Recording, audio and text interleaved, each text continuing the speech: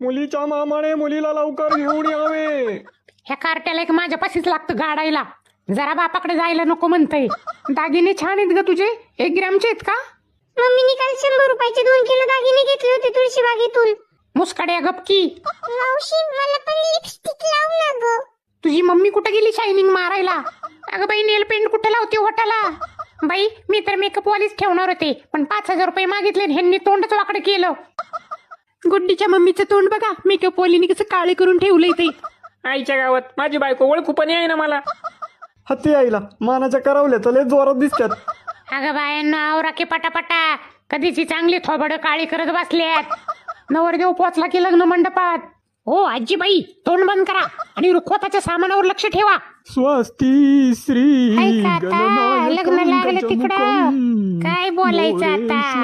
केस भर गाजरा आणि गावभर नाजरा आहेत ह्या बाया.